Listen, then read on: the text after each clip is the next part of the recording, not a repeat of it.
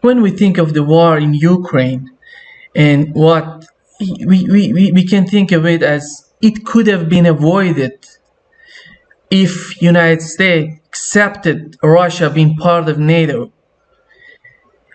In your opinion, why did the United States decided to continue this animosity toward Russia and not letting them into the NATO? Well, I think it's clear the United States, in retrospect, never wanted to be friends with Russia.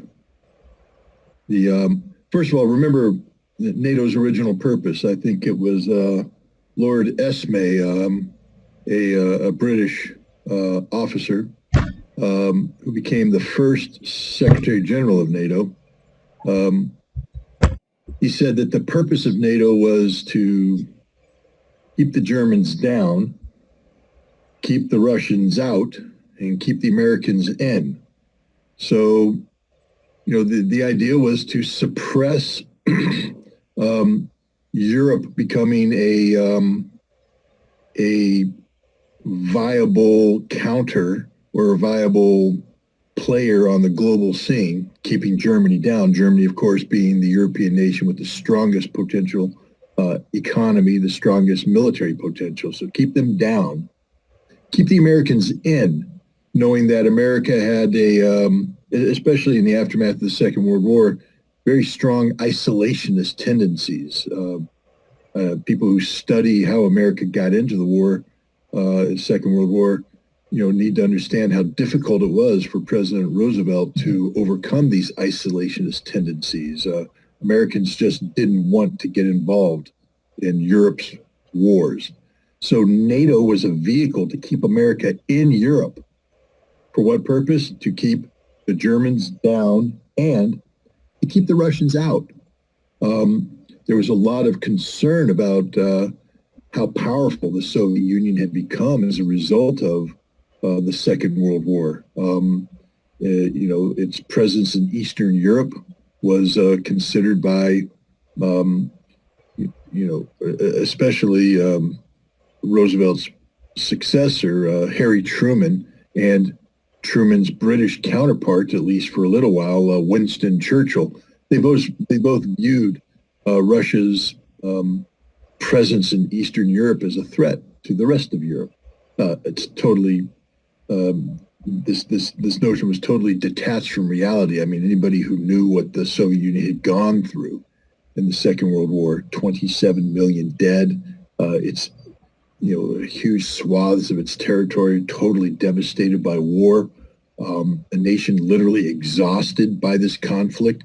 The idea that the Soviet Union was going to somehow seek to now confront the United States, Great Britain, France, and the other Western European nations in a global or in a war of conquest in Europe. Stupid, beyond stupid, lunacy.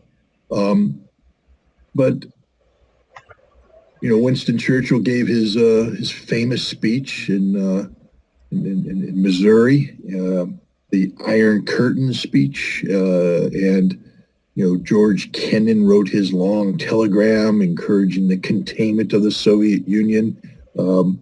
He was talking more about ideological containment, but it was then seized on by Paul Nietzsche and others, and they turned it into military containment.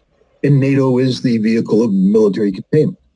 And so now you have NATO created. NATO exists for more than 3 decades before the Soviet Union collapses. NATO had become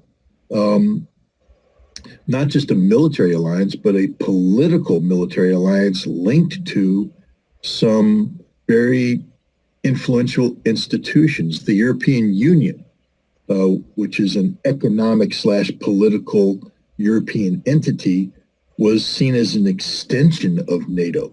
The G7 was an expression of NATO in terms of global economics. NATO was in the DNA of Europe and defined the European relationship with the United States, this transatlantic relationship, alliance that existed. So when the reason for NATO's continued existence disappeared overnight. 1989, Berlin Wall goes down, Germany's unified. You ain't keeping Germany down anymore. And then 1992, the Soviet Union goes away. Russia's there. Russia's not threatening anything. It's removed from the Warsaw Pact. You're not keeping Russia out. Why does NATO exist? What's its purpose? Literally, it had no purpose. None. And yet, NATO defined everything. The entire European-American relationship was centered on NATO. You can't get rid of it because it defines everything. But how do you have a military alliance that used the threat of the Soviet Union as the vehicle upon which to generate fear, to get people to spend money into building these massive, militaries? How do you continue that? Well, the first thing is everybody started to disarm. The peace dividend. Everybody wanted the peace dividend. And so the military aspect of NATO was gradually lessened.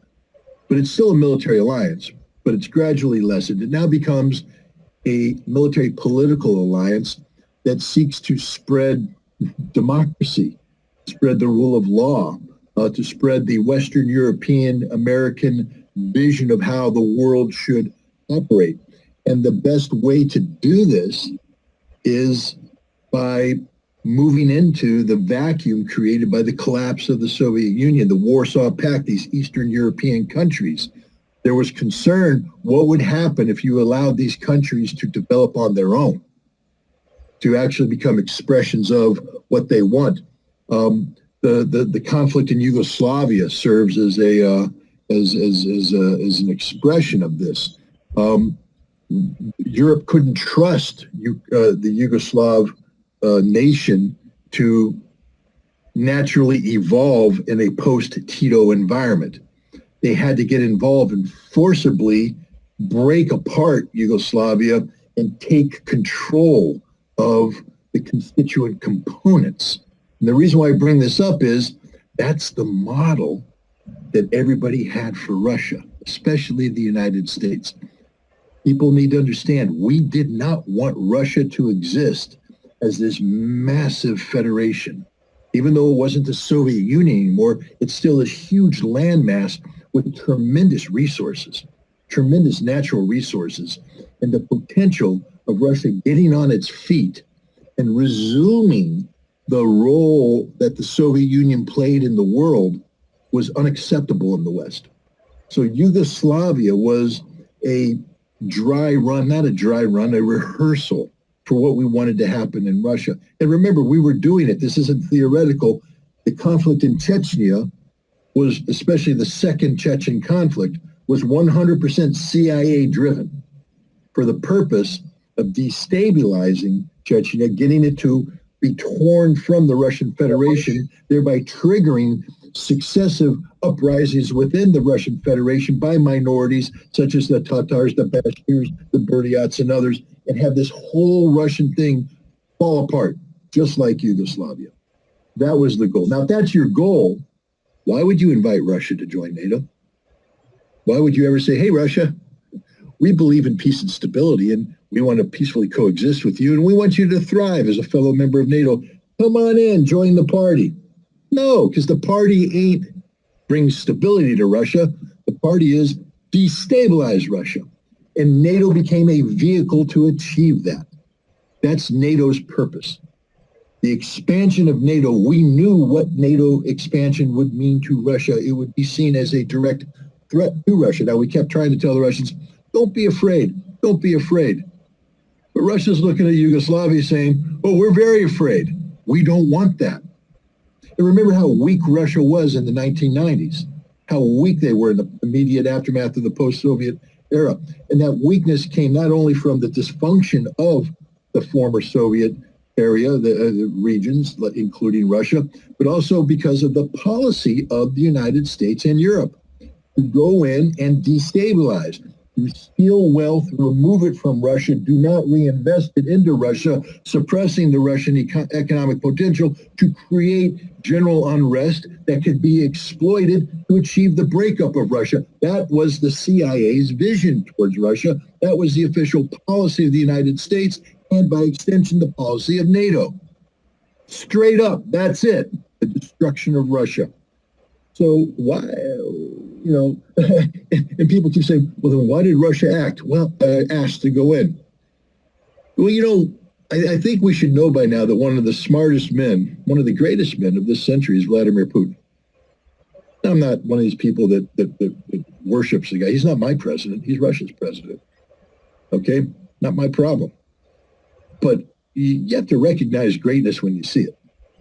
And every time this man gives a press conference, every time this man speaks, I listen and I'm going, there's a brain attached to that mouth. He's a smart guy. He's a great guy. He saved Russia. If you're a Russian and you don't recognize that Vladimir Putin is the savior of modern Russia, you're an idiot. Go, leave Russia. They don't need you. They don't want you. And I'm not saying that this is not a cult of personality, although it could be. He's been there for more than 2 decades, but he doesn't even want the cult of personality. What he wanted to do is save Russia. He did. He saved Russia. He is the only reason why Russia exists today in its current form. He took Russia out of the disaster that was the 1990s, and he's turned it into this remarkable country that it is today. But, so when Putin said, hey, why don't we join NATO? A lot of, in the West, to show you how ignorant we are in the West, they went, see, old Putin's weak, baby. He's weak. He's scared. He wants to join the club. He's nervous. And so we then, played games saying, well, you can't join, but we'll create this forum for you, a NATO-Russian engagement forum, where you can sit here and pretend to be part of NATO. We can give you a seat at the table. We'll send somebody to Moscow, and we'll pretend to be your friend all the while we're plotting to destroy your country, which is why Putin has to quit, because he was confronting them with their hypocrisy. They claimed to be about stability.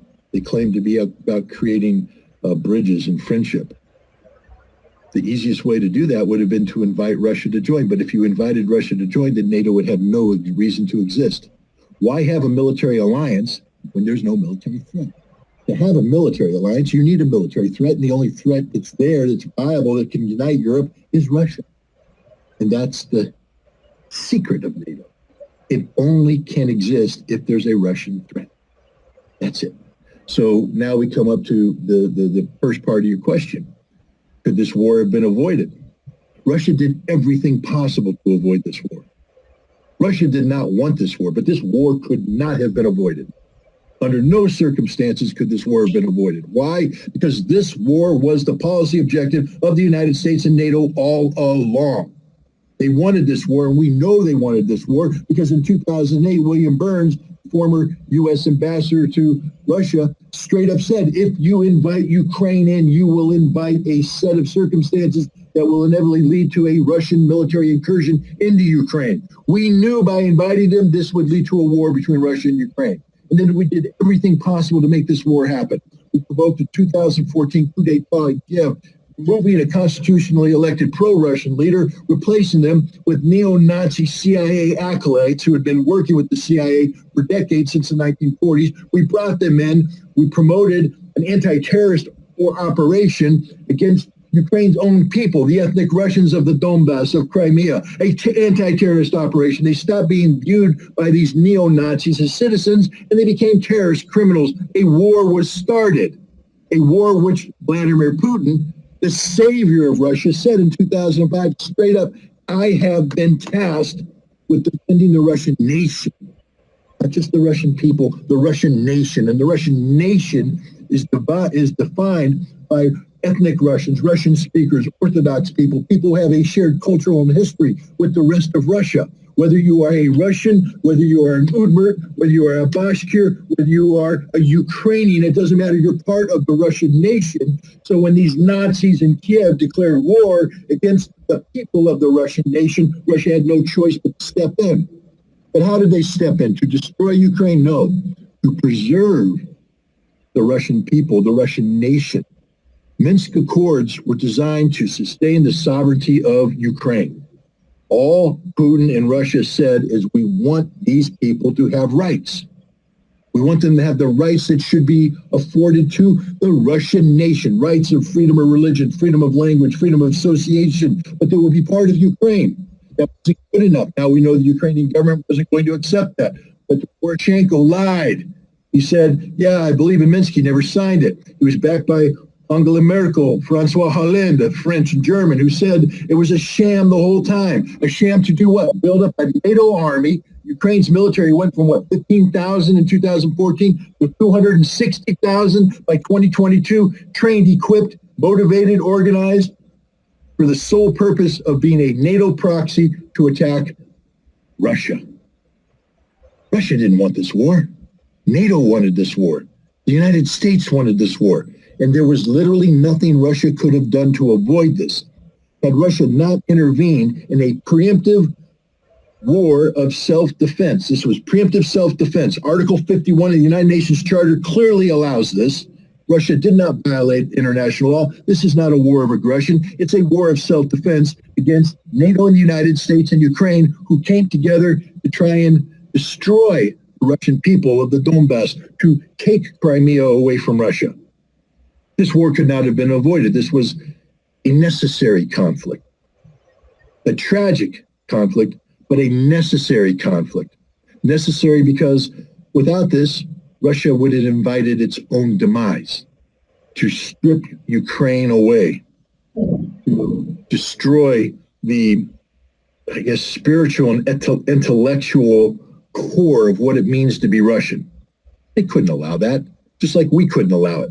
We, the United States, could not allow Brazil to come up to Mexico and use the Mexicans to seek to create problems in Texas and New Mexico and Arizona and California to try and strip those lands away from the United States. That would be the end of the United States.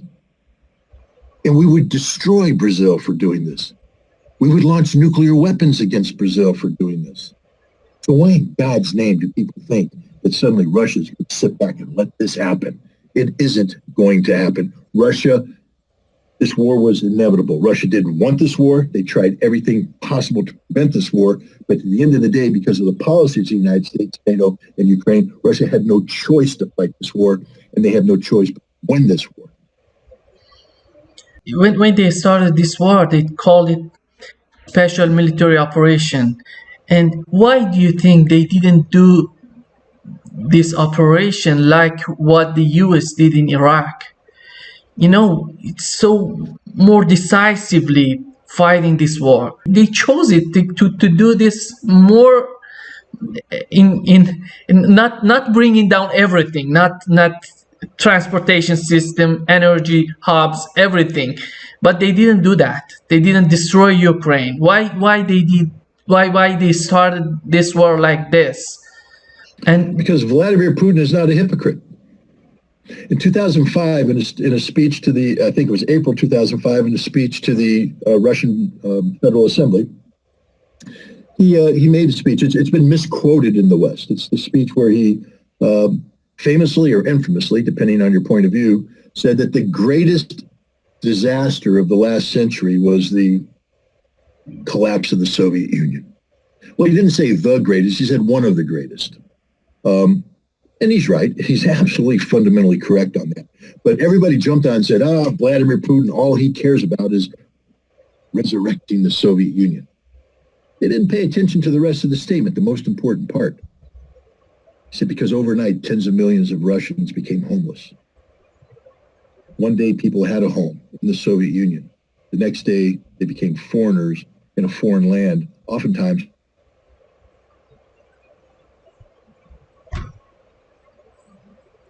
those are my people. Those are the Russian people, and I must protect them. I must protect them. So what does that mean? It means that Ukraine is part of the Russian nation. I know it's an independent sovereign country, but from the psychology of Russia, Ukraine is part and parcel of the Russian nation. And so Putin is protective of Ukraine. So why in God's name would he seek to destroy Ukraine? Why? Everybody's saying, why didn't you do this? And I was one of the guilty ones because I didn't get it when this war first started. I didn't get it. I didn't understand it's taken me a while to understand Russia's love for Ukraine. In the West, nobody gets it. We are the most ignorant people in the world. We think that Ukraine is somehow separate from it because we've bought into a Banderist ideology of somehow Ukraine being this entity. Now, Western Ukraine might be different. I will accept right up that the people of Western Ukraine do not want to be part of the Russian nation because they're not. They aren't part of the Russian nation. They're an artificiality attached to the Russian nation. And maybe when this is all said and done, the Russian nation should evict them. And I'm not saying kick them out of the territory. I'm saying that territory should not be considered part of the Russian nation. Give it to Poland, make it its own standalone entity. I don't care. Denazify it first. But I accept that Western Ukraine is not part of the Russian nation, but the rest of Ukraine is. So why would Vladimir Putin, who is on the record, remember, this is a serious man. He's not an American politician. He doesn't say things lightly. He doesn't make promises and not deliver. This is a serious man who saved his nation, who saved his country. And in 2005, he was still in the process of saving Russia. So why would he initiate an operation to deal with a threat that's been created not by Ukraine in isolation, but by the United States and NATO using Western Ukrainian Nazis to poison the mind of the rest of Ukraine? Why would he then go in and destroy this? He wouldn't. What was the purpose of the special military operation? You see, when it first started, I, in my simplistic military Marine Corps trained mind, said the purpose must be to close with and destroy your enemy through firepower maneuver. Kill everybody. That's what we do when we go to war. No joking around. You want to fight America? Understand we're coming in. We're not here to help you. We're here to kill you. Surrender, you might get to live. Fight us, we will kill you all. That's our approach. All right. And so I believed that that's the approach Russia would take going into Ukraine. How ignorant was I? How ignorant is anybody who says that was Russia's objective or should have been Russia's objective? How could it possibly have been Russia's objective when the Russian leader has said that I am the protector of the Russian nation? If he's the protector of the Russian nation, why would he then destroy an extension of the Russian nation, which is what Ukraine is? No. What Vladimir Putin wanted, which we still don't get in the West, was to make this conflict as short as possible, inflict as few casualties as possible. He wanted a negotiated end to this conflict. The purpose of the special military operation was to create conditions which would get Ukraine to the negotiating table as quickly as possible to bring this war to a most rapid conclusion. And it almost worked. It almost worked. Everybody says, oh, it failed. The first part, I said it too. Oh, the first part was a failure. No, I'm wrong. And everybody who says it was a failure was wrong. Because within a week of initiating the special military operation, Ukrainian delegations were sitting in Gomel, Belarus, meeting with their Russian counterparts. They had 3 negotiations in early March that led to a potential 4th negotiation in Istanbul on 1 April that would have brought this war to an end the way the Russians wanted it to be. That was the Russian goal and objective all along, to have a very short conflict, to not inflict harm, do not hurt the infrastructure, do not hurt the civilians, don't even kill the military. If they resist, yes, you have to fight, but not to seek to destroy the Ukrainian military.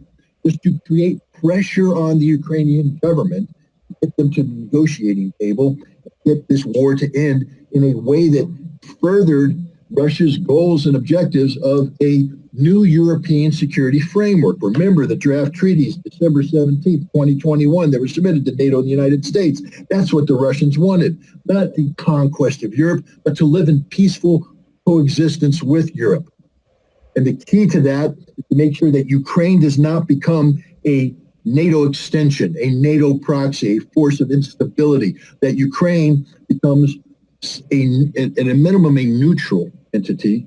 But the best idea would be not to get Ukraine to physically join Russia, but to act as an extension of the Russian nation, which means that Ukrainians and Russians live together in peaceful harmony. That was the goal. That was the objective. And it almost worked, except NATO shot it down.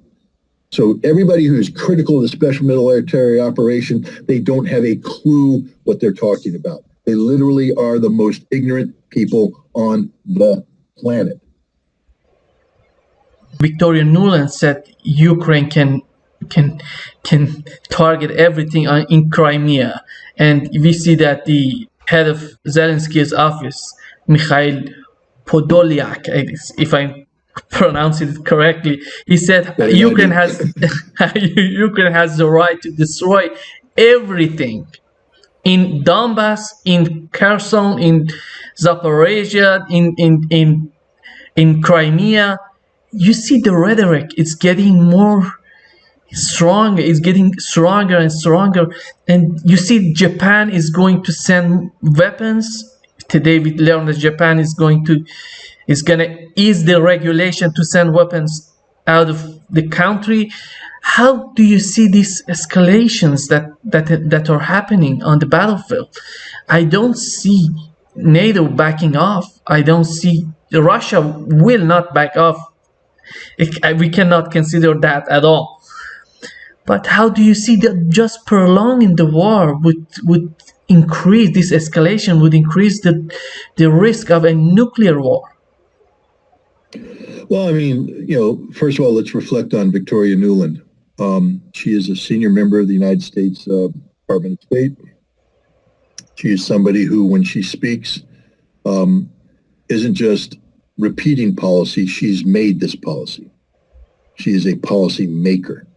So think of what she said. She said that Ukraine can use weapons to attack Russia. She's talking the language of war. See, she believes that Ukraine is at war with Russia. When you have the Ukrainian advisor speaking about shelling Crimea, the Donbass, and even Russia, he's speaking not only in terms of war, but a continuation of the anti-terrorist operation. He doesn't view the citizens of Crimea and the Donbass as being Ukrainians. He views them as being Russians, the enemy. So these are people who are speaking the language of war. But let me make it very clear that if Russia was at war with Ukraine, that advisor to the president, Zelensky, wouldn't be alive. Kiev wouldn't exist. No Ukrainian city would exist in its current state. Nothing would exist because Russia would have destroyed it all. That's what you do when you go to war. Russia's still not at war. Russia has had to increase the level of violence brought to bear on the special military, on Ukraine, but it's still a special military operation. If it becomes a war, the world will know it, because not only will Ukraine cease to exist, and I'm not talking about nuclear weapons, I'm talking about conventional military force. The fact that the Ukrainian parliament can still meet in a building that's intact, the fact that the president can still meet in Bankova Street in his presidential palace, the fact that anything continued to happen in Ukraine, the fact that Victoria Nuland can visit Ukraine. Nobody would be allowed to visit Ukraine. Everybody would die who visited Ukraine, because Ukraine would be at war with Russia, major power. And it wouldn't just be Ukraine at war, because by extension now, nations that have been serving as active participants in this conflict would become at war, and Russia would be at war with NATO. Russia would defeat NATO. You say, I don't see NATO backing down. Really? I see NATO backing down. Not politically, because politicians always sit behind a desk far removed from the threat and talk. But where is the NATO military? Where is the NATO equipment? Why do they have to go to Japan to get military assistance? Ask yourself that question. Why do you have to go all the way across the world to Japan, all the way across the world to South Korea to get military assistance? Because there ain't nothing left from Europe. It's all gone. Where did it go? To Ukraine. What happened to it? The Russians destroyed it. That's the reality. Russia is winning this war. Russia will win this war. NATO will lose this war. NATO can't win this war. There's nothing NATO can do to stop this. Ask yourself when this Japanese assistance is going to arrive. In what quantities? Are the Ukrainians going to be capable of absorbing this equipment? And the answer is, it's going to arrive too late because there won't be a viable Ukrainian military by the end of the summer. Russia's in the process of chewing it up and spitting it out. There's a lot of talk about a counteroffensive. Good luck with that. I mean, whatever forces they're able to assemble, they're not going to be able to concentrate because Russia has, in effect, destroyed Ukraine's air defense systems on the front lines. That means that Russian aircraft can operate with near impunity, and Russian intelligence is good enough to pick up concentration of forces. They're no longer protected by air defense. They will be destroyed piecemeal before they even get a chance to launch an attack. But if they are going to be able to close with the Russian lines, they're going to need massive quantities of artillery support to suppress the Russian defenses, but they don't have artillery ammunition anymore. They've burned it all out. So you have no air defense, no artillery, and what, you're going to take these tanks that you've received from the West with poorly trained crews, and you're going up against a defense in depth by the Russians, fully supported by the totality of Russian firepower? No, isn't going to happen. The Ukrainians, if they try it, they're going to die. And Russia will continue the process of tragically destroying, demilitarization of Ukraine, which means that any Ukrainian that continues to resist will either be killed, wounded, or captured. There will be no Ukrainian victory. There will be no NATO victory. All they can do is define how severe their defeat will be. The sooner Ukraine surrenders, the less pain they will feel. The longer they resist, the more death and destruction will be dealt to them. That's the harsh reality of what we're looking at today in Ukraine. Could Putin prevent the coup of 2014 in Ukraine? Do you think it was possible to prevent that? First of all, you have to understand that despite all of the propaganda that's been perpetrated here in the West, Russia actually respects sovereignty. I mean, so first of all, the question, could he have prevented it? What does that mean? Prevented it how? By interfering in the sovereign domestic politics of Ukraine? Look, Russia has interest in Ukraine. Let's not pretend that Russian intelligence isn't involved, isn't insinuated, isn't collecting data, and maybe even influencing stuff. But take a look at the negotiation. I called Viktor Yanukovych a pro-Russian president, but he wasn't. He wasn't anti-Russian, but he wanted to join the EU. He wanted to have an economic divorce from the Soviet legacy, which was represented by Russia. And remember, Russia's economy during that time wasn't the healthiest economy. Vladimir Putin was still in the process of rebuilding the devastation wrought by 10 years of Boris Yeltsin. And so put yourself in the shoes of the Ukrainians. You're looking to the West and you're going, prosperity, thriving economy. You're looking to the East in Russia, struggling, barely rebuilding, oligarchs. We got oligarchs. Let's go that way. And Putin said, okay. We're not going to stop you. Wow, imagine that. A leader of a nation that has vested interests in Ukraine, who would very much like Ukraine to be linked to them economically, said, you're a sovereign state. You can do what you want to do. So what was Putin supposed to do? Invade? Organize his own coup d'etat? That's what the West does. Putin basically laid down the rules. Said, if you want to go there, though, you have to pay for it. I'm not going to underwrite the cost of, getting you into the European Union. That's a Ukrainian problem. You do it. Now, could he have helped Yanukovych? I guess one would say that if Putin did that, provided the assistance to help Ukraine decouple from Russia and go to the West, but that's unrealistic.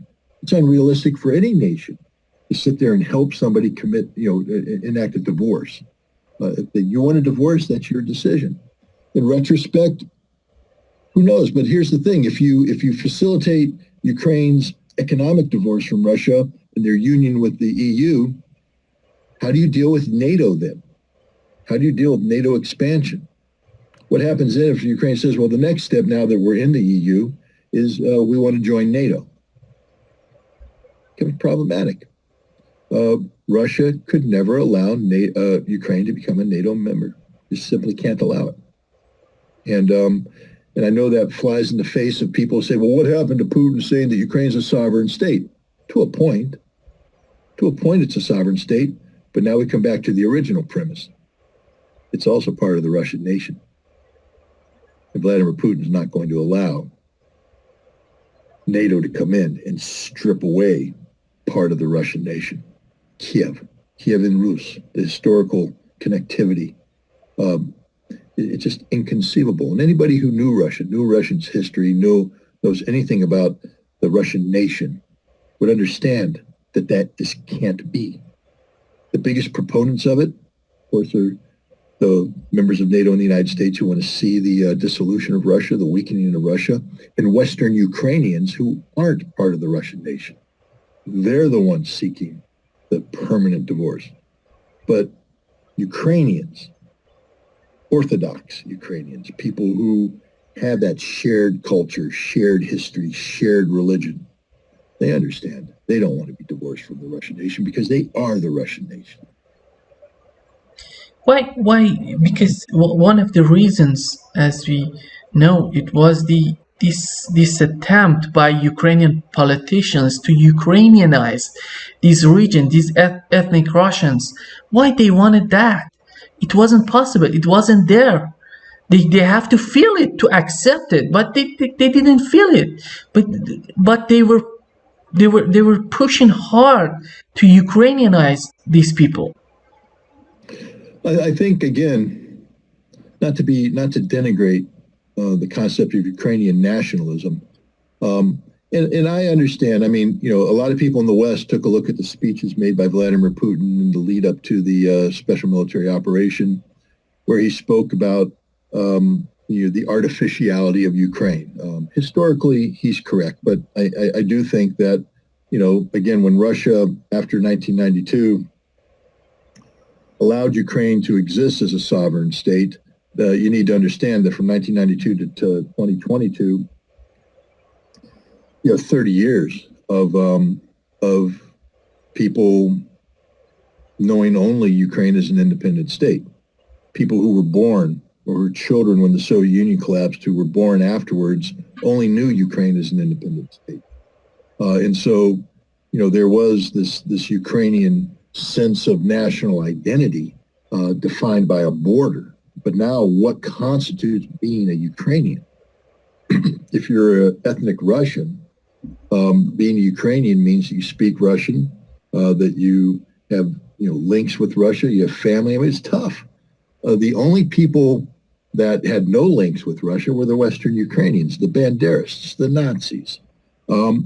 They're the ones driving this, you see. In order for them to create, they have a vision of a Ukrainian nation that is separate from the Russian nation. So the first thing they have to do is destroy the historical connectivity.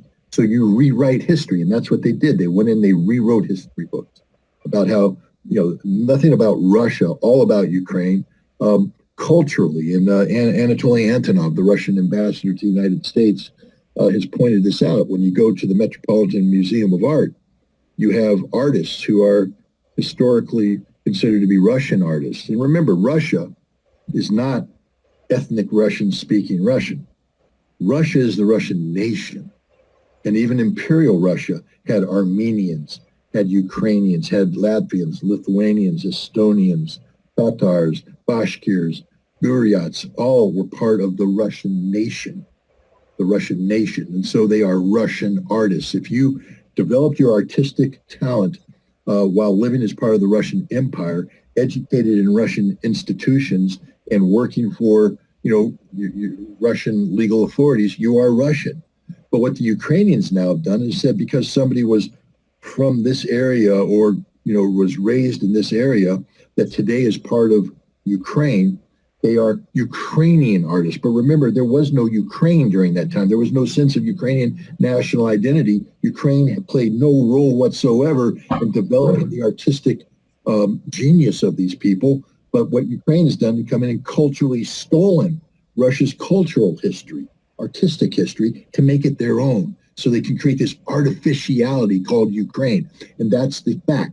Ukraine is an artificial state, a made-up state. It doesn't exist.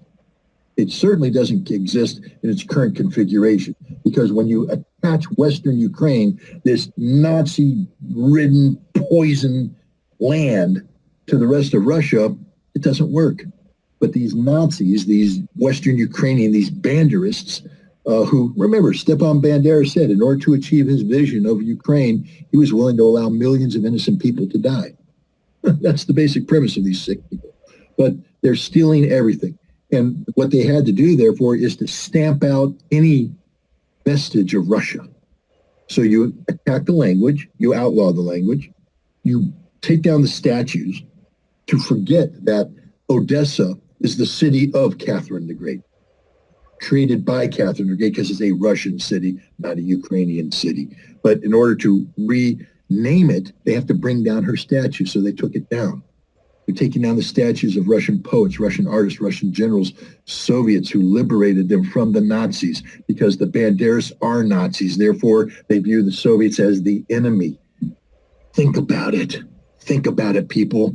The people that we're defending were the allies of the Nazis. And today what they're doing is erasing any vestige of the fact that they served side by side with the Nazis against the Red Army. So they're eliminating the memorials to the Red Army so that they can preserve their alliance to the Nazis. They parade wearing Nazi uniforms.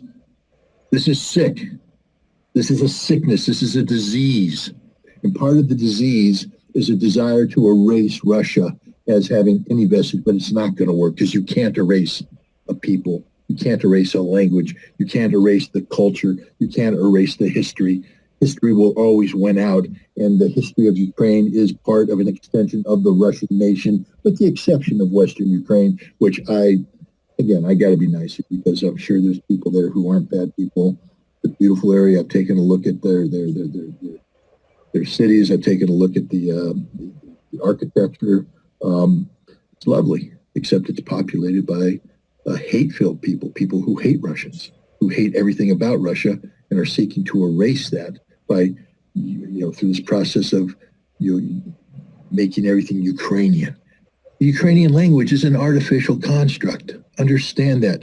Volodymyr Zelensky is a native Russian speaker.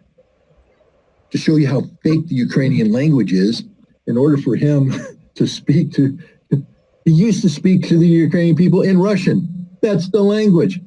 But now he only speaks in Ukrainian, and it's ugly because he doesn't speak it very well. But he has to pretend now. When people are speaking in Russian, he has to take the simultaneous translation device and pretend that he only listens to Ukrainian. That's how sick this place has become.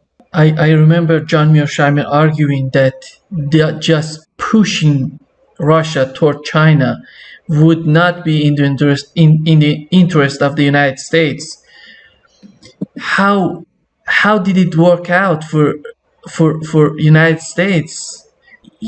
It seems that the alliance between the China and Russia, it's growing bigger, and you know that China is sending delegation to Ukraine to offer the peace agreement. They are also trying to negotiate more deals with Ukraine. Maybe they wanted to reconstruct Ukraine. They want to help Ukraine to rebuild the country. How do you see this idea of John Mearsheimer that then comes to the China trying to make a peace between Ukraine and Russia? How do you see this? Well, first of all, let's just look at what Mr. Mearsheimer is saying here. He's implying that it's unnatural for Russia and China to have good relations. Because what does pushing Russia to China mean? America is pushing Russia to China, as if Russia doesn't want to be a part of, with China. I don't know. Brazil. You guys border a lot of countries, right? Colombia, Venezuela, Argentina. Uruguay. Pardon? Uruguay. And my point is this. Does Brazil have to be pushed to have relations with Uruguay? Pushed? Or is it natural because you're neighbors? Do you have to be pushed to have relations with Venezuela? Pushed to have relations with Colombia? Pushed to have relations with Argentina? Do you? No, they're your neighbors. It's natural. And so the arrogance of Mearsheimer's statement that the United States is pushing Russia towards China.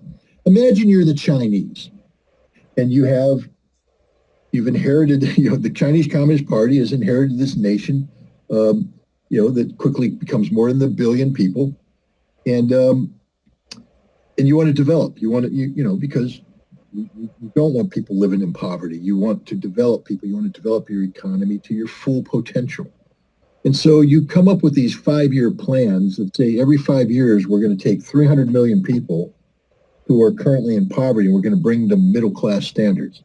And you execute 3 successive 5-year plans doing this, which means 900 million people have been brought out of poverty into the middle class, and you're in the process of finalizing the final quadrant, another 300,000. So 1.2 billion people have been brought into the middle class.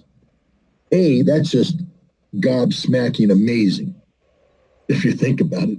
4 times the population of the United States, and China has brought them in the span of the last 30 years into the middle class, whereas America's middle class is eroding. Just, more people are moving into poverty. But now, how does China do that? Now, does China want to go all the way across the Pacific to get energy from the United States and Canada and Mexico and all that? Or do they look to their neighbor to the north and say, we'd like that energy to come in this direction? Do they have to be pushed to do that, or is that natural? And the answer is, it's natural.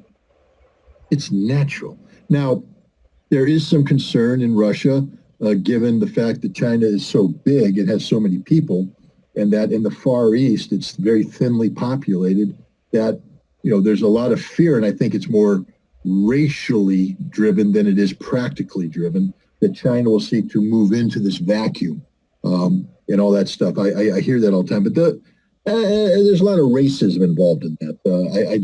I think it's a fear of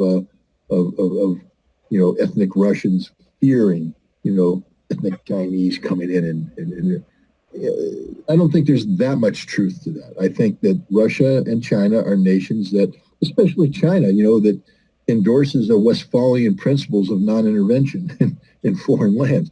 The Chinese are not hypocrites. So why would they insist that Taiwan is theirs, part of China, and they don't want foreign powers intervening? At the same time, they're going to move into Siberia and Kamchatka and occupy the Far East. Isn't going to happen. These are constructs put up by people who, frankly speaking, don't know what they're talking about. So the idea that we're going to push Russia to China is absurd. Russia always has had relations with China. Always. It always will. Now, the question is, are these relations going to be, are we going to make it so that the cooperation that naturally exists is defined by what? Both nations being part of a multipolar world where everybody's treated as equal, where you can have free trade with the United States, free trade with Europe, and let this define the relationship? Because understand that China has certain economic potential. Russia has certain economic potential.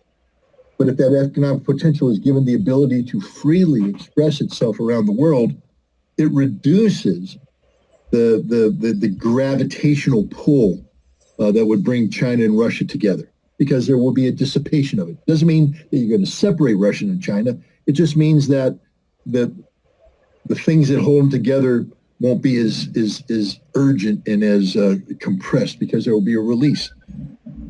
But I think what Mearsheimer is suggesting is that when we seek to isolate Russia from China, or isolate China from Russia, first of all, you can't isolate. They will be together. But when you impose policies that simultaneously attack China and Russia, what you do is by sanctioning them, all that release that was going out there is now contained.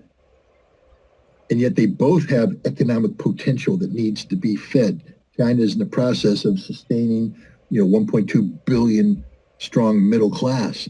Russia is rebuilding and building themselves up. So you have these two powers that are building, and this means they need resources, and they need to have economies that China needs to be producing things that people are going to buy. Russia needs to be producing things that China is going to buy. And so we brought them together. All those economic forces that were going out this way have now been contained, and now they're going across the border. This makes the relationship between China and Russia even stronger. The gravitational pull is bringing them closer together. And that's economically, but now it's also geopolitically, because when you're threatening Russia with conflict in Ukraine, you're threatening China with conflict in Taiwan. That means and it's the same people threatening. It's one thing if Russia's over here being friends with China, but over here you got nation X threatening Russia, but nation X not threatening China. So China's going to say, hey, I'm sorry about that thing you got going with nation X, but not our problem, man. But we'll keep working with you economically, but not our problem. China's over here got nation Y picking on Taiwan, and Russia's going to go, yeah, sorry about that nation Y thing, but we're worried about nation X over here. We're not. But what happens when it's nation X doing both? And so China's saying, hey, nation X is giving you a hard time in Ukraine, and they're sort of bothering us here in Taiwan as well. Why don't we work together against nation X? And that's what's happening. So Mearsheimer, I think there's a little bit of a prejudice that the notion that Russia has to be pushed towards China is flawed. Russia and China have natural inclinations. You don't have to push them. But what you can do is intensify the gravitational pull by containing them simultaneously by powers that they now both identify as potential enemies. So now their collaboration even becomes more intense. And it's beyond economic. It becomes geopolitical. It becomes military in nature. And that's where we're at. And then, because Joe Biden is an idiot, we can throw in another nation to the mix, Iran. If you remember 1997, Joe Biden mocking, they say if we expand NATO, that Russia will be driven to China. Again, the ignorant, because they're already, but they're going to be driven. Well, good luck in your senior year. I don't even know what that means, but that's what he said. And he said, while you're at it, why don't you try to become friends with the Iranians too? Ha, ha, ha. Look what happened. Russia, China, Iran, strategically together, all united against the same enemy. And the collective strength of those three powers brought together, when you realize that it's not just the three of them, but in the middle of it is a Eurasian mass, Central Asia, extending into Southwest Asia and Southern Asia, extending into Southeast Asia, that's all now their orchard to start picking the fruit from. And so what we've done is we brought Iran, Russia, and China together, and they will now control this massive landmass, which becomes a sort of a self-sustaining economic geopolitical engine that Europe and the United States can't stop. And it's going to start sucking the life out of the rest of the world, because the United States and Europe, it's a double-edged sword, containment. All right? I contain you when I think I'm strong. Aha, I've contained you. You can't get access to what I have. But then when you become super strong and I become weaker, I need what you're accessing, but I can't get to you because I've contained you. It's a double-edged sword. And that's what's happening here. We built this wall of containment, economic sanctions-based containment. But now the wall isn't stopping everybody else from doing business. They're thriving. The wall is preventing us from participating in this activity. Double-edged sword. That's where we're going. We can say after Ukrainian, one of the biggest loser of this war is Europe. How do you see the people of Europe, these countries, when they're gonna reach a boiling point and say no to what's going on in Ukraine? I don't know. I mean, there's two analogies that could be used here. One is the frog analogy. I don't know how true it is, but everybody talks about it. Yeah, you take a frog and you throw him into a pot of boiling water, and he's going to, bam, try and get out there as fast as he can. If you throw the frog in there and you slowly turn up the temperature, he'll be swimming around until all of a sudden he's boiled because he doesn't realize that that's happening. Again, I've never tried it. I don't want to try Yeah, it it. works. It works this That's an way. analogy that's put out there. But the other one is sheep. Yeah. The other one is just baby lambs. They're there, and a dog comes out and herds them in, and they go, "Oh, okay, the dog's our friend." And they have a shepherd up there saying, "Bring them this way, boys." And they're sitting there going, "Oh, look, the friendly shepherd is taking us over the field, and the dog's keeping us together, and we're all happy. Man, man, man." And they go straight to the slaughter, and they're all killed. That's Europe, one of the two. Because what's missing here is the notion of a sovereign person standing up saying, "That ain't going to happen, guys. I ain't going to jump into boiling water. I'm not going to let you boil me, and I'm damn sure not following you to the slaughterhouse. I'm a sovereign person, part of a sovereign nation. We're going to make our own decisions. Stick it in your ear and get out of here." Where's European sovereignty? I mean, take a look at one of the most influential people in Europe today, Ursula von der Leyen. Who elected her? No one. And yet she's the president of the European Commission. Unelected official. Europe has become this European Union, this European Commission, is this nebulous thing of bureaucrats who talk about something that doesn't exist. What is the European vision? I know what an Italian vision is. I can go to Rome and I can see the Italian vision. I know what the German vision is. I can go to Germany and see what Germany is. I know what the French vision is. What is a European vision? It's fake. It doesn't exist. There's never been a European vision. Europe is a continent composed of sovereign states, each one of which has their own historical roots, their own culture, their own system, their own values. I'm not saying they should be at war with one another. Absolutely not. But what they've done out of the fear of European conflict is to create something that doesn't exist. A European vision, a united Europe. United in what, though? What should unite you is the uniqueness of each one of your component parts. So that when a Frenchman sits down across from a German, they can sit there and laugh at each other about, you're a wine drinking guy, or you're a German, you're a beer drinking guy. Whatever. I'm being super racist right now, and I apologize. I'm trying to have humor here. But my point is, they're different. A German is different from a Frenchman. A Frenchman is different from an Italian. A Spaniard is different from everybody. And yet you're trying to pretend that they're not different. So they've erased all these things, and they've created something that doesn't exist. And as a result, you have generations of people growing up in Europe that forgot what it meant to be German, who forgot what it meant to be Italian, who forgot what it meant to be Frenchman. And so now they're being led because what they become is sheep, stupid sheep. They're being led by the Americans towards the slaughterhouse with unelected Ursula von der Leyen as the dog, holding them together. Stay in there, lead up. You're all going to die. They're all sheep. Or they're a bunch of frogs that have just been dumped in the water, and the Americans are sitting there turning up the heat, and they're all going to boil.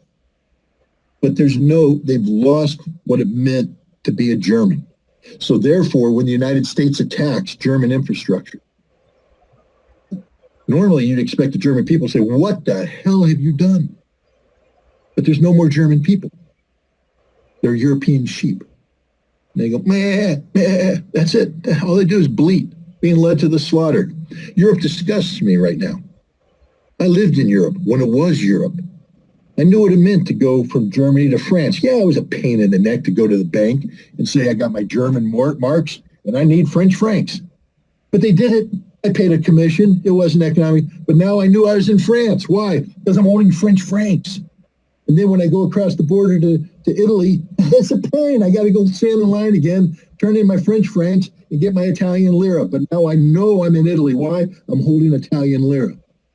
I knew the difference between Germany, between France, between Italy. I knew the peso of Spain because they were distinct nations, distinct people, and it was beautiful. It was wonderful. And the other beautiful thing about it is even then, if I went to France, a lot of the French people spoke Spanish and German and Italian. Why? Because they lived in that neighborhood. You needed to speak those languages, but you didn't need to become this fake thing called European. There's no such thing as a European citizen. There is no such thing as a European citizen. It can't exist. And yet they've tried to create that. And that's the problem. You say, when are they going to wake up? How can you awake something that doesn't exist? Awaken what? European national identity? There is no European nation. How do you awaken German national identity when you've erased it? I mean, Germany is a fundamentally broken continent. And that's where we're at today. And that's something the United States always wanted. We always wanted that. A weak Europe doing our bidding. We love it when we're the shepherd and we can lead Europe around. We love it that way. That's why the sabotage of Nord Stream pipeline happened. Yeah, and nobody's talking about it. Why? Because sheep can't talk. All they can do is bleat as you lead them to the slaughter. How do you see the last question here? How do you see what would be the solution to this war in Ukraine? Do you see peace talks or the complete defeat of Ukraine? Complete defeat of Ukraine. First of all, again, look, my whole thing is being honest, so I'm going to be honest. Ukraine doesn't have a right to exist anymore as a nation state. It's lost that right. It forfeited it. I'm sorry. It was always a fake state. I'm very sympathetic to the arguments made by the Russians in the lead up to the special military operation that talked about Ukraine being an artificial construct. I'm sympathetic to, the role played by Lenin in artificially promoting the concept of nations where no nations existed. That was part of the communist policy of nation building to create the Soviet Union. I'm sympathetic to the argument made about, Khrushchev attaching, Crimea in an artificial manner. The post-war, decisions made by Stalin to attach this, to attach that. It's a Frankenstein nation. And like the monster Frankenstein, it may look like a human, but it ain't human. And at the end of the day, it's got to be destroyed. Ukraine is a fundamentally poisoned country. What makes it more poison than anything else is Western Ukraine. These people are incompatible with the Russian nation. They don't belong as part of the Russian nation. But here's the problem. They're poisoned. Literally, these are people who have been poisoned for decades by the ideology of Stepan Bandera. They could have been saved had there been complete denazification in the post-war environment. But Khrushchev brought an end to that. Again, the West doesn't understand what happened between 1945 and 1954, when the CIA continued to fund money using German Gehlen organization, which had close links to these Banderas because of their complicity with the Germans during the slaughter of Jews, the slaughter of Poles, the slaughter of Russians. And they continued to receive money and training from the CIA, from the British, from the Germans to continue a struggle that from 1944 to 1945 cost hundreds of thousands of lives. Hundreds of thousands of people were killed in a war that never ended until 1954, when the survivors either fled or taken prisoner and sent to the Gulag. In the Gulag, they should have been denazified or died. I'm sorry. If you're a Nazi, there ain't no sympathy here. The best thing to happen for a Nazi is for you to decide to put a bullet in your head and end your life. If you don't want to, I'll be glad to put a bullet in your head. But if we decide that you want to live, then you're going to rot in a prison until we can re-educate you. And I don't know if that's possible with true believers. But they sent these people off. Two things. One, the people that fled were given safe haven in Canada, in the United States, in Great Britain, in Australia. Safe haven, where they built camps and they started to poison the minds of the next generation of Western Ukrainians, the Banderists. They exist here. Right here in New York. They call themselves Banderists. They're proud of it. They parade with this damn photograph. They light torches. They wear the Nazi uniform. And we say it's wonderful because we call them Ukrainian. They're not Ukrainians. They're Nazis. End of story. Done. But they live now. They thrive. And they send all this money back. And they create this ideological base. You see, Western Ukrainian national identity doesn't exist on the Russian national thing. It exists in diaspora. diaspora, and the diaspora feeds this poison. But again, they were stripped. They either fled, they went to prison. What's left? A vacuum. But then Khrushchev in 1956, only 3 years after these bastards were sent to prison for 25 years, they should have rotted and died in the Gulag. But no, Khrushchev opens the doors, calls them political prisoners, frees them, and they come back and they insinuate themselves over the course of the next decades into Ukrainian society, Ukrainian government, with the backing of the CIA. The CIA funded the Banderas operating in Ukraine from 1954, when they stopped the military operations, up until 1990. And even after that, the CIA maintained their links so that in 2014, this was a CIA orchestrated, controlled coup done. These people exist. They can't exist. I'm sorry. So Russia needs to win this war. Look, when you have a disease, and Western Ukraine is a disease. It's a diseased part of Europe, an absolute diseased part of Europe. What do you do about it? Pretend it doesn't exist? No, it exists. It has to be excised. You have to cure the disease. How do we do that? The first thing is get rid of the host. Ukraine can't exist when this is done. I'm on Team Medvedev right now. That's a saying. There's an old movie about vampires here in the United States. You're either team vampire, you're team werewolf. So I'm team werewolf here, Medvedev. And he straight up said, can't exist anymore. I didn't used to believe in that. I didn't want to believe in that. It sort of went against my grain. But when I take a look at how far down the path NATO has taken Ukraine, because this is the fault of NATO. NATO made this decision. The United States made this decision, but we have taken it so far. How do you come back? How do you come back? If somebody could show me a path back to get to where I could say that the concept of a independent, sovereign, viable Ukraine is a reality without guaranteeing that this war is going to be fought again. Because that's the key aspect of it. This war, from the Russian perspective, can never be fought again. But if you allow this rotten body called Ukraine to exist without curing the disease, then the war will happen again. It will never end. Just like it never ended when the CIA breathed life into the Banderas in the post-World War II environment and kept them alive in diaspora, funding them, insinuating them in the government, controlling them. So it has to end. It has to end. And it ends by the death of Ukraine. And Zelensky knows this. That's why he refuses to negotiate a surrender. Zelensky's bought into Team America. And he's going to receive this aid up until the very end. And then he's going to flee. That's what he thinks is going to happen. He's the most corrupt man and one of the most corrupt men in the world. In addition to the 300 plus million that he stole from Ukraine prior to the war, according to Seymour Hersh, he's come up with a scheme to take another 400 million. That's just Zelensky alone by himself. So I'm sure he has properties. People talk about properties in in Miami and elsewhere that he'll flee to if he's given the chance. And that's okay. He can go rot in exile. But the future of Ukraine will not be Volodymyr Zelensky. His government will be erased, annihilated.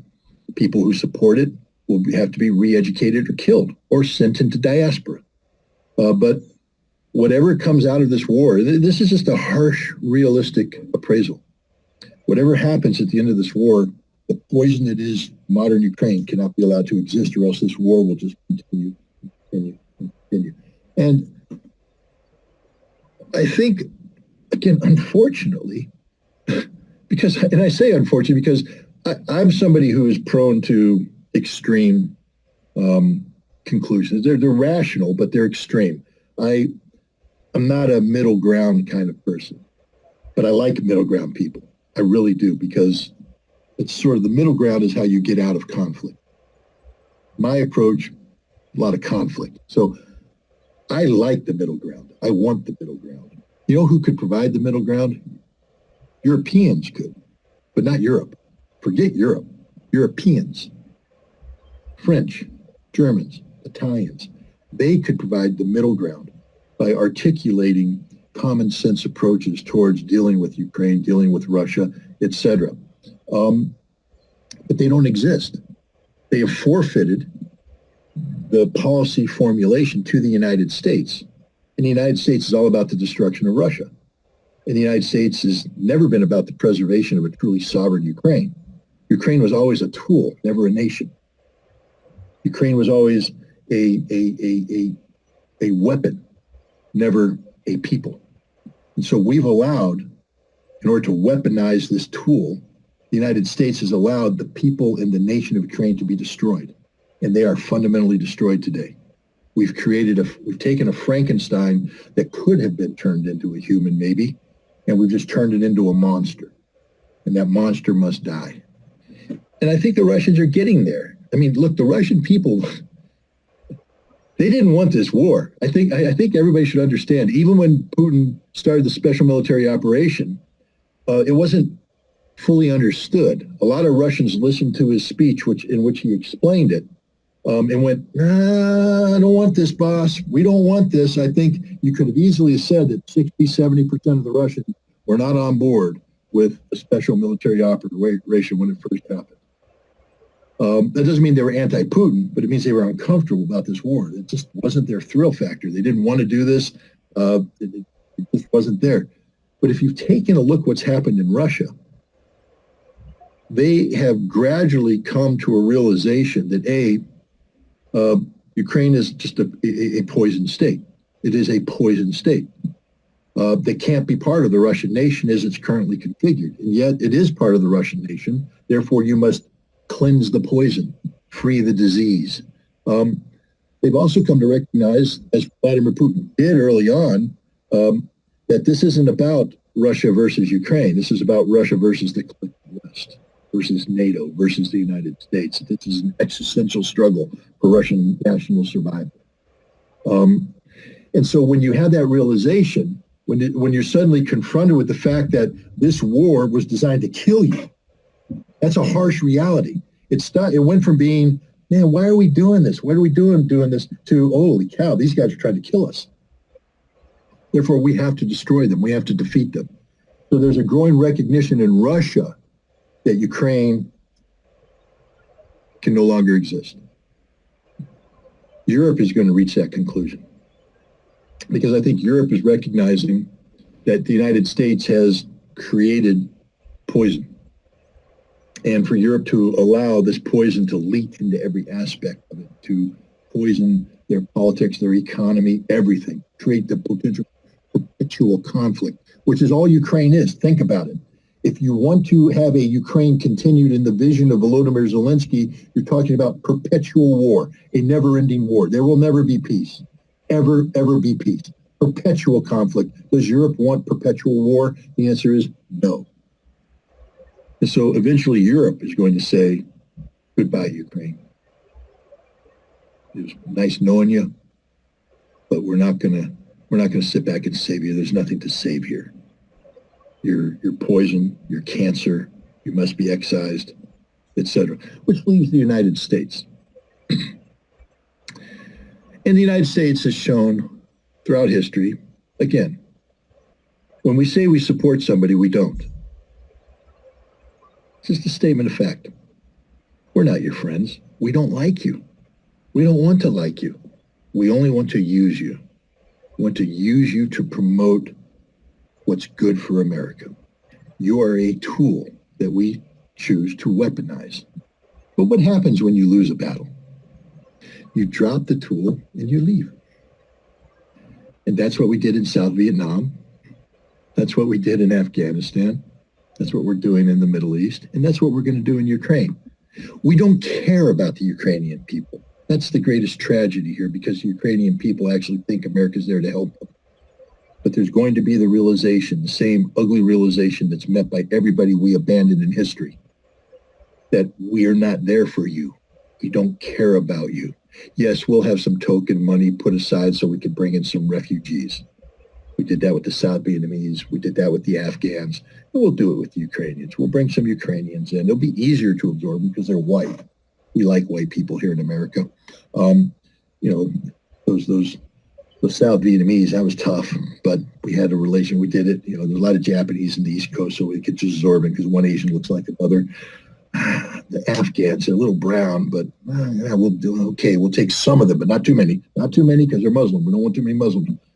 But Ukrainians, they're white, they're Christian. Yeah, we'll take some Ukrainians. That's it. And I'm being sort of farcical here, but It's the truth. America is a deeply racist nation, a deeply racist nation. If you don't believe that our foreign policy is driven by racism, you know nothing about our foreign policy. But we don't care about Ukraine. We don't even know that all the Ukrainians are running around with their, we're Ukrainian, they're this, we're that. Americans don't care. We put the flag out there, that's it. Beyond the flag, we don't know anything about you, and we don't want to know anything about you. All we want you to do is die in our cause. That's it. And how could it be anything else? Understand that the American people continue to support a conflict that's taken hundreds of thousands of Ukrainian lives. And we're not crying. We're not weeping. We're not sickened. You know who is sickened by this? The Russian people. They care more about the Ukrainians than we do. This is destroying them. This hurts them. This is painful. There's no joy in Russia for winning this war. There's nausea. There's a sickness. There's regret. But there's no joy. Here in America, we have Congress passing a resolution, a victory in Ukraine resolution. It's a suicide pact. It says that we must pass a law that says it's the policy of the United States for Ukraine to take back Crimea and the Donbass and Zaporizhia and Zaporozhia without understanding, as Dmitry Medvedev just reminded everybody. I hope everybody watched that speech that he gave the other day, where he said, all you guys out there that think that Russia's bluffing. Oh, Russia's threatening nuclear weapons. Russia's this, Russia. He said, we don't bluff. He said, I'm a former president of Russia. I know what these weapons are. When the time comes, you must have a steady hand over these weapons, ready to use them. He said, if you don't think we're going to use them, you don't know us. And if you threaten the survival of Russia, we will destroy you. 100% guarantee. And one of the definitions of threatening the survival of Russia is to strip away Russian territory from Mother Russia. Crimea is Russia. Zaporizhia is Russia. Kherson is Russia. Donetsk is Russia. Lugansk is Russia. And any American policy says that they're going to return to Ukraine. Policy says that we want to commit suicide. And that's what Ukraine has become. A suicide pill. It is a giant suicide pill. And America is telling people, swallow it. And Russia's saying, if you do, you all die. That's why Ukraine has to be gone, disappeared, not exist. You can call it a republic of Russia, but sovereign Ukraine, especially a sovereign Ukraine attached to the poison of Bandera, can't be allowed to exist because it's only a suicide pill. Understand. Thank you so much, Scott, for being with us today. When you gonna travel to Russia? Hopefully I'll leave Saturday. You can stay there for 1 month. I have, first of all, I'm going there because my book was published in Russia, which is a great honor. I mean, I can't express how happy this makes me feel because it was a book about Russia. It was about the Soviet Union. It's about Russia. It's a book that I wrote so that the American people could be exposed to the history of the INF Treaty, the importance of disarmament, and perhaps as importantly, the concept of Russians and Americans working together in cooperative fashion to achieve mutually, a verifiable peace. Wow, what a concept. So it's like a template of hope. But, any message has to, message is part of communication. And to communicate, you can't just be speaking to the wind. You have to have somebody on the receiving end. And in this case, the person on the receiving end must be the Russians. So for the Russians to say, we want to publish your book in Russia so that the Russian people could be exposed to the same message that I'm trying to get to the United States, wow, we've just created this potential for communication. We've created something where people can begin to talk. So I'm thrilled to death to be able to go over there. I'm going to 11 different locations throughout the whole expanse of Russia. I'm going to have the opportunity to meet with Russian people, see Russia, communicate to them about this. And I'd like to believe that, look, I don't want to elevate myself, but, I refer to the experience of Van Cliburn, the Texas musician, the piano player, who in 1958 went to Moscow to participate in the Tchaikovsky Music Festival, and he won it, first place. And in doing so, he won the hearts of the Russian people, the Soviet people. They fell in love with this guy, an American, a young American. He was 25 at that time, from Texas, who had appreciated their culture, could play their music perfectly, with a little bit of a Texas flair to it, but still perfectly. And it wasn't just the Russians that appreciated him. You know, he came back and they gave him a ticker tape parade down New York City. In the history of the Avenue of Heroes, we put generals, presidents, politicians, astronauts, firefighters, policemen. They've all gone down there. Only one musician has been given that honor, and that was Van Cliburn. And so, you know, I don't want to put myself up at the level of Van Cliburn, but what I've always said to people is, you know, you have to discover your inner Van Cliburn. Each one of us has a little piece of Van Cliburn in us, which means we have to go on that journey. We have to go out to meet, learn, educate, come back, and do the same thing. Exactly. And so that's what I'm going to do. I'm going to discover my inner Van Cliburn. I'm going to go over there and try and replicate at least somewhat what he was able to accomplish. And we'll see. I just feel really good about this trip. It's a tough trip, and we're going there. Russia's at war right now. It's tough. Yeah. And politically, it's going to be tough to get that message across. But if you don't do it, then what? Do we wait for Medvedev's hand to push that button? Do we wait for the world to end? You got to do it now. You know, the toughest part of every journey is that first step. But I'm going to make that first step, and then I think the journey will define itself. Good. Thank you so much, Scott, for being with us today. Thanks for having me. Yeah. Have a good trip. Thank you very much. See you later. Okay. Bye-bye. See you. Bye.